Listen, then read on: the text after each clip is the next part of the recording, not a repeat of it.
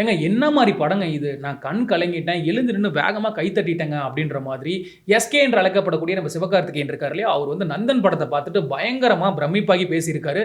Okay என்ன நடந்திருக்கு? சிவகார்த்திகேயன் இந்த படத்த பத்தி என்னலாம் சொல்லியிருக்காரு அப்படிங்கிறதெல்லாம் டீட்டெயில்டா பார்க்கலாம். இயக்குனர் ரா. சரவணன் இயக்கத்துல உருவாகியிருக்க படம் தான் நந்தன்.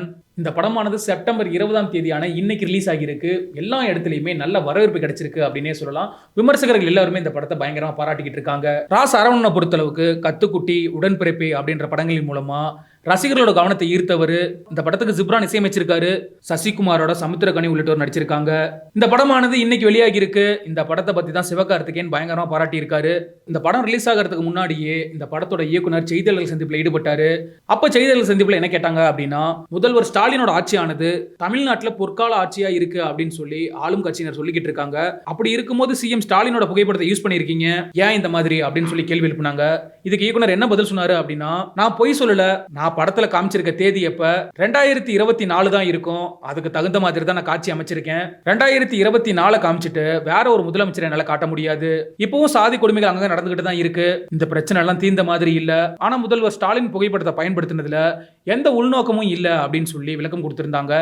இந்த நிலையில தான் திரையரங்குகள்ல நந்தன் திரைப்படம் வெளியாகி இருக்கு. மிகப்பெரிய வரவேற்பு கிடைச்சிருக்கு அப்படின்னு சொல்லலாம். பட்டி தொட்டி எங்கேயுமே படத்தை பயங்கரமா பாராட்டிக்கிட்டு இருக்காங்க.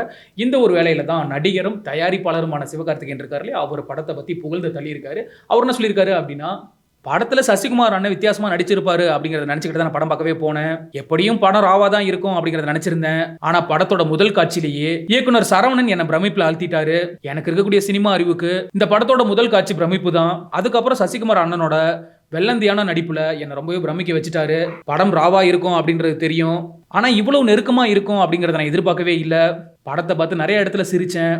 நிறைய இடங்கள்ல நிறைய விஷயங்களை யோசிச்சேன். குறிப்பா சில இடங்கள்ல கண் கலங்கிட்டேன். கடைசியா வேகமா கைத்தட்டினேன்.